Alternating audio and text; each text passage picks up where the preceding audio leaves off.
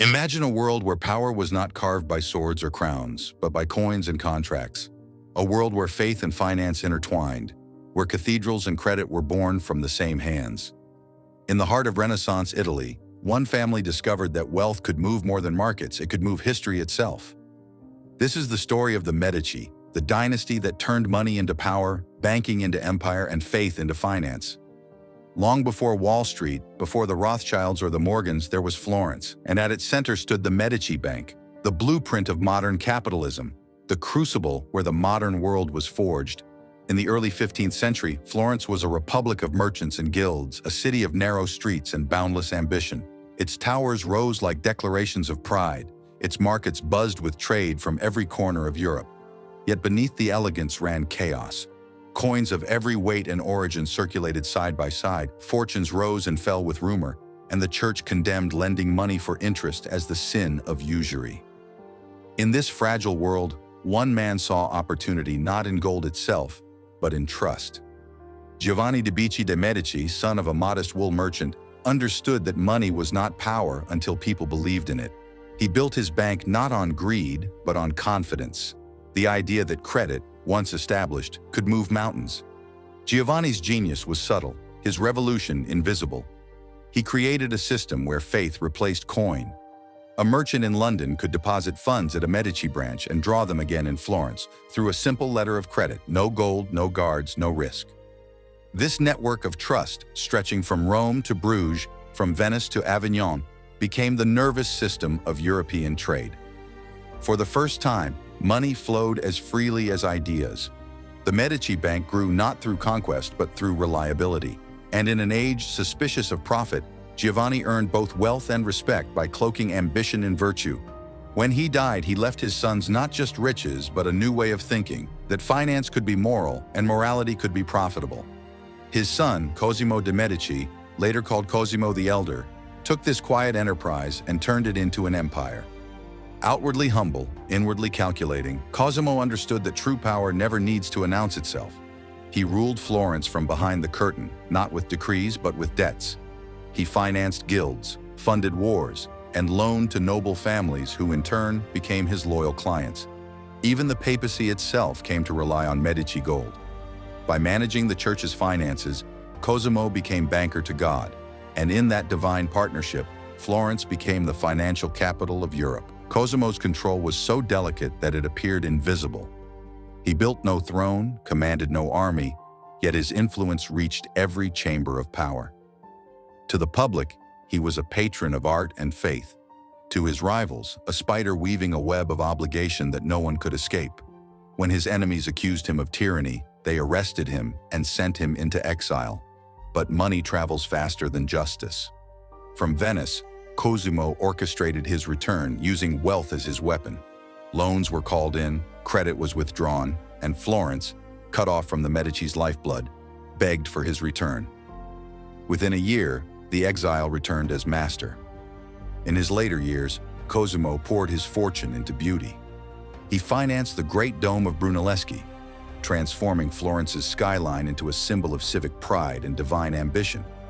He built libraries, funded scholars, and collected manuscripts from across the world. For Cosimo, culture was not a luxury, it was a form of currency. Patronage was power disguised as generosity. Every fresco, every marble statue, every cathedral he financed carried the same silent message: the Medici are eternal. But even empires built on faith face reckoning. Cosimo's grandson, Lorenzo, known to history as Lorenzo the Magnificent, would inherit not only the wealth of his ancestors, but the burden of their greatness. Under Lorenzo, Florence became the beating heart of the Renaissance. His court shimmered with genius. Botticelli painted for him, Michelangelo sculpted for him, philosophers debated under his patronage. The Medici Bank financed the rebirth of human creativity. Yet behind the splendor lay fragility. The bank's fortunes declined as branches faltered, loans soured, and extravagance replaced discipline. While Florence admired Lorenzo's art, it ignored the slow decay beneath its marble surface. The Medici Bank, once Europe's most trusted institution, began to collapse under its own magnificence. The fall came not with war, but with scandal. In 1494, driven by debt and resentment, the The people of Florence turned against their banker princes. The Medici were expelled, their palace sacked, their ledgers seized. The empire of credit had vanished overnight. Yet as history often proves, money may fade, but influence never truly dies. In exile, the Medici plotted their return, not through finance, but through faith. Within 2 generations, they had transformed again, from merchants into monarchs. Giovanni de' Medici ascended the papal throne as Pope Leo X, turning the Vatican into a Medici enterprise. His cousin, Pope Clement VII, followed him. The family that had once balanced the books of God now ruled his church. The Medici had achieved what no bankers before or since have done. They became divine sovereigns of both heaven and earth. But divine power carries divine consequences.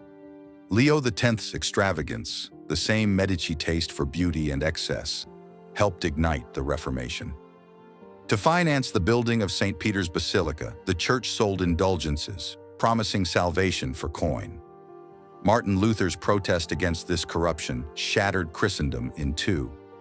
The seeds of the Reformation were watered with Medici gold. Thus, the very family that had revived Europe's culture also helped unleash its greatest spiritual crisis. Every empire sows the seeds of its undoing. By the late 16th century, the Medici had exchanged the counting room for the court. They ruled Florence as Grand Dukes, surrounding themselves with opulence and intrigue. The bank was gone, but the spirit of the financier remained. They married into royal houses, placed daughters on thrones, and turned diplomacy into another form of investment. Yet as their dynasty grew more aristocratic, it lost the daring that had once defined it. Their wealth became inheritance rather than creation. The golden age of Medici innovation gave way to the complacency of nobility. The ledger had become a relic. Still, the Medici legacy was not buried with them. The methods they created, the letters of credit, the double-entry bookkeeping, the separation of personal and institutional accounts, became the foundation of modern banking. They invented the very architecture of finance that every institution since has relied upon. Their bank was not merely a business, it was a prototype of globalization, a network built on trust, information, and reputation. When a merchant in Bruges received a payment from Florence without ever seeing a single coin, he was participating in a system that still defines our world: abstract, invisible, powerful. The Medici understood something fundamental, that money is not wealth, but belief. Gold is heavy, but faith moves faster. Their genius lay in turning that faith into a system, a structure that could outlast men and monarchs alike. In their time, it was parchment and ink. In ours, it is data and code. But the principle is unchanged. Confidence creates currency, and currency creates civilization. Their story, like that of all great empires, is both triumph and warning. The Medici rose through innovation and fell through indulgence. They proved that trust could build nations, and that its collapse could unmake them. In every financial crisis since, from the South Sea bubble to the panic of 1907 to the crash of 2008, the same lesson echoes from Renaissance Florence. When belief falters, systems fall. The Medici's Florence is gone, but its reflection glimmers in every skyscraper of modern finance. The marble palaces of Tuscany have become the glass towers of Wall Street. The gold florin has become the digital dollar. The letters of credit that once crossed the Alps have become algorithms flashing across continents in milliseconds. Yet the essence remains unchanged. Banking is still faith made tangible, a promise backed by trust. And trust, as the Medici knew, is the most precious and most perishable asset of all. The Medici legacy lives not in vaults, but in ideas. In every modern contract, every banknote, every transaction that relies on invisible assurance rather than physical exchange. They gave the world more than art. They gave it the invisible machinery of belief. Their genius was to make money a medium, not just of exchange, but of expression. Through credit, they financed not only trade, but imagination itself. They paid for the birth of humanism, for the rediscovery of beauty, for the confidence to think beyond the limits of divine order. The Renaissance was not only a cultural awakening, it was a financial one. Yet, as with all awakenings, it came at a cost. The Medici taught the world how to convert faith into finance, but they could not control how that power would evolve. The institutions they inspired would grow beyond their vision, vast, impersonal, and algorithmic. Where the Medici once ruled through relationships, modern banks rule through systems. Where Florence once thrived on human trust, the modern economy thrives on mathematical certainty. But numbers, unlike people, cannot forgive. When they fail absolutely. Still, the Medici story endures because it speaks to something eternal. The desire to master uncertainty, to build permanence out of risk, to make the future calculable. Every banker, every investor, every economist walks the path they paved. They showed that prosperity is not the product of possession, but of confidence. That civilization itself is a ledger of promises kept and broken. Their empire fell, but their idea did not. It simply changed form, as all empires do. The House of Medici may have crumbled into history, but its shadow covers every modern economy. Its symbols, trust, credit, ambition, remain the pillars of our age.